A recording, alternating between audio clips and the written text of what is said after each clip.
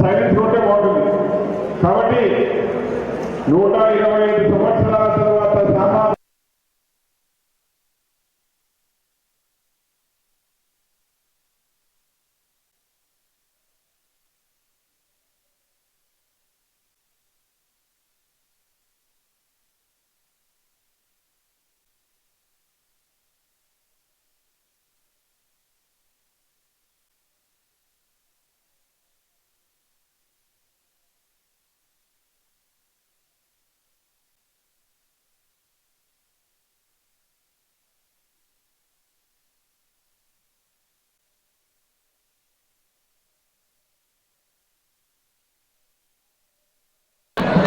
శ్యామ్ ప్రసాద్ ముఖర్జీ 125వ జయంతి సందర్భంగా వారి స్మృతికి ఘనమైన నివాళులర్పిస్తున్నాను.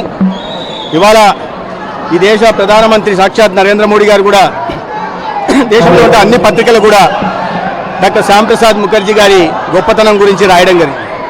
ఒక గొప్ప విద్యావేత్త, ఒక విద్యార్థి నాయకుడు, ఒక రాజకీయ నాయకుడు, ఒక సామాజికవేత్త, అదేవిధంగా ఒక గొప్ప రాజనీతిజ్ఞుడు, మంచి న్యాయవేత్త, ఇవన్నీ కాకుండా అపర దేశభక్తుడు డాక్టర్ శ్యామ్ ప్రసాద్ ముఖర్జీ. స్వాతంత్రానికి పూర్వం అనేక మంది ఆ సమరంలో అసలు బాపితే త్యాగం చేస్తే స్వాతంత్రం తర్వాత స్వాతంత్రం సమయంలో విభజన సమయంలో వ్యతిరేకించడమే కాకుండా పశ్చిమ బెంగాల్ని ఆనాటి పాకిస్తాన్లో కలవకుండా అడ్డుకున్న ఘనత కూడా డాక్టర్ శ్యామ్ ప్రసాద్ ముఖర్జీ. దాని తర్వాత ఈ జమ్మూ కాశ్మీర్ ప్రాంతాన్ని స్వయం ప్రతిపత్తి గల ప్రాంతంగా నెహ్రూ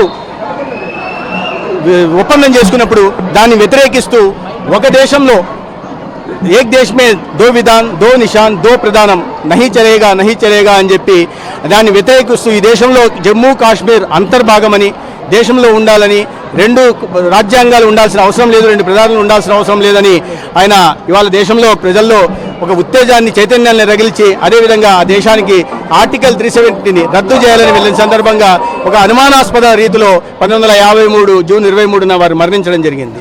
అయితే భారతీయ జనతా పార్టీకి పూర్వ రూపమైన భారతీయ జనసంఘ్ను స్థాపించింది 1951లో డాక్టర్ శ్యామ్ ప్రసాద్ ముఖర్జీ. మొట్టమొదటి ఎన్నికల్లో 3 అసెంబ్లీలు గెలిచాం. దాని తర్వాత దినదిన ప్రవర్తమానం చెందుతూ భారతీయ జనసంఘం 1967 నాటికి 37 సీట్లు గెలవడం, తదనంతరం జనతా పార్టీలో ఎమర్జెన్సీ సందర్భంలో విలీనం కావడం, తర్వాత బయటకు వచ్చిన తర్వాత భారతీయ జనతా పార్టీ ఇవాళ అతిపెద్ద పార్టీగా, ప్రపంచంలోనే అతిపెద్ద రాజకీయ పార్టీగా అవతరించడమే కాకుండా 22 రాష్ట్రాల్లో ఇవాళ బీజేపీ ప్రభుత్వాలు ఉన్నాయి సొంతంగా ఎన్డీఏతో కలిపి.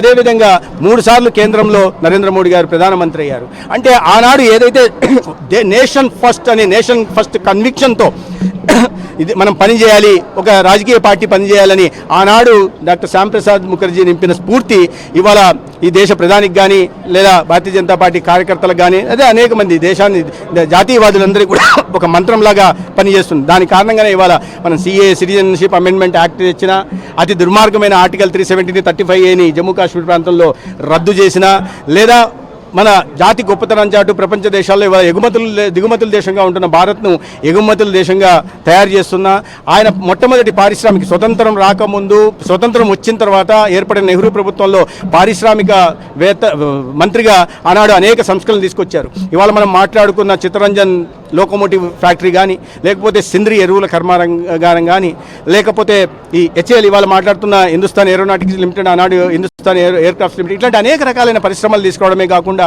ఈ చేతి వృత్తులకి ఎగుమతుల మీద దృష్టి పెట్టి ఆనాడు ఖాదీ బోర్డుని కానీ లేదా హ్యాండ్ బోర్డు కానీ స్వదేశీ వస్తువులు అదేవిధంగా చేతి వృత్తుల్ని ప్రపంచ దేశాలకి ఎగుమతి చేసి తద్వారా ఆదాయం తెచ్చుకునే దిశగా కూడా ఆనాడు అనేక సంస్కరణల్ని డాక్టర్ శ్యామ్ ప్రసాద్ ముఖర్జీ తీసుకురావడం జరిగింది. వారి జీవితం స్ఫూర్తిదాయకమైంది.